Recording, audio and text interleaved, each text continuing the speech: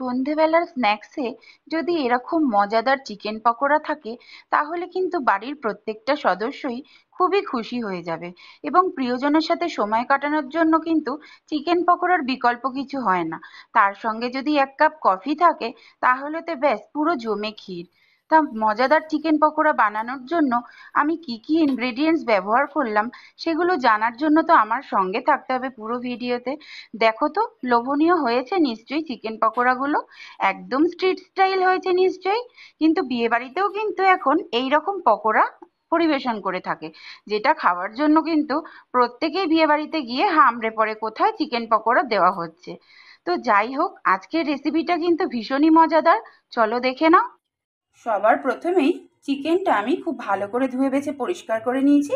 এর মধ্যে আমি 1 চামচ লবণ দিয়ে দিলাম, 1 চামচ আদা বাটা দিলাম, রসুন বাটা 1 চামচ দিয়ে দিলাম, পাতিলেবু হাফ কেটে নিয়েছি, তার রসটা আমি দিয়ে দিচ্ছি পুরোটাই।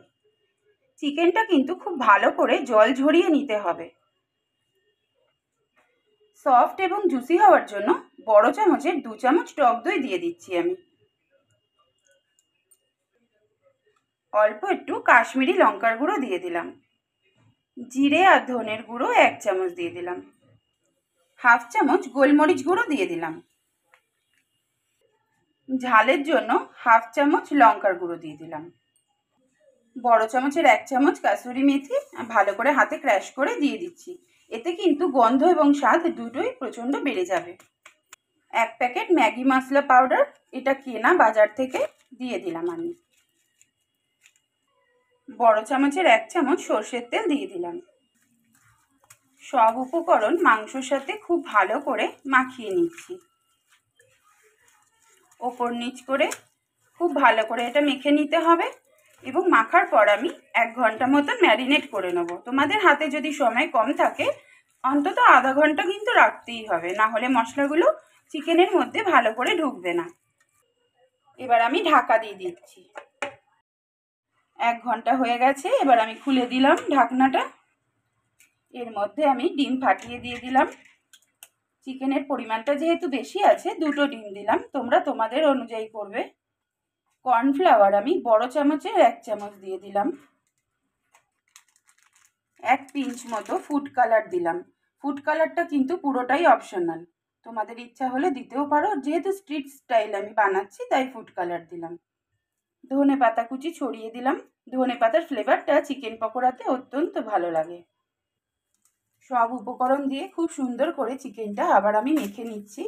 মাখার পর আমার যদি মনে হয় যে আর একটু লাগবে কর্নফ্লাওয়ার তাহলে আবার একটু অ্যাড করে দেব। এই চিকেন পকোড়ার স্বাদ কিন্তু দুর্দান্ত হয়। প্রথম থেকে শেষ পর্যন্ত দেখে নিও, তোমরাও একবার বাড়িতে এইভাবে ট্রাই করো, করে অবশ্যই জানিও কেমন হলো। মাখাটা আমার পুরো হয়ে গেছে, দেখো আর কিছুই লাগবে না, খুব সুন্দর করে আমি মেখে নিয়েছি। এবার 10 মিনিটের জন্য আবার একটু রেস্টে রাখছি। চিকেনটা রেস্টে দিয়ে আমি সাদা তেল কড়াইতে গরম বসিয়ে দিয়েছি, ততক্ষণ গরম হতে থাকুক। তেলটা গরম হয়ে গেছে, এক এক করে চিকেন পকোড়াগুলোর গায়ে মশলা লাগিয়ে লাগিয়ে তেলের মধ্যে আমি ছেড়ে দিচ্ছি।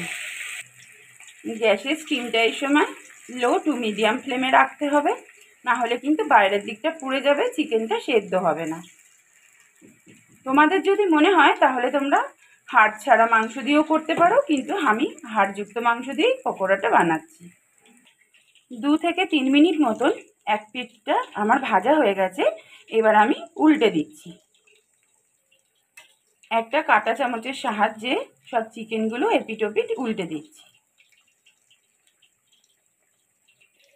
2 পাশটাই কিন্তু আমার খুব ভালোভাবে ভাজা হয়ে গেছে। যেহেতু আমি 2বার ডিপ ফ্রাই করব তাই এই সময় আমি তুলে নিচ্ছি।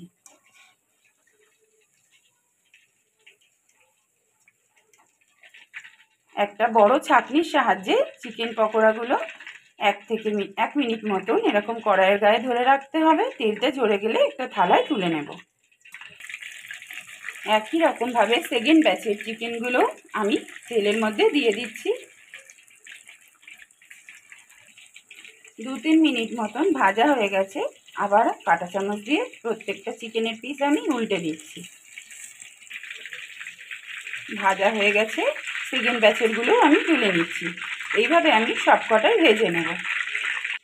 ওই তেলের মধ্যেই ভাজা চিকেন পকোড়াগুলো আবার আমি দিয়ে দিচ্ছি। এটা ডিপ ফ্রাই করার জন্য সেকেন্ডবার কিন্তু দিলাম।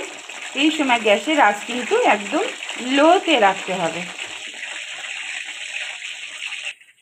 ডিপ ফ্রাই করলে চিকেন পকোড়াগুলো খেতে কিন্তু প্রচণ্ডই ভালো লাগবে।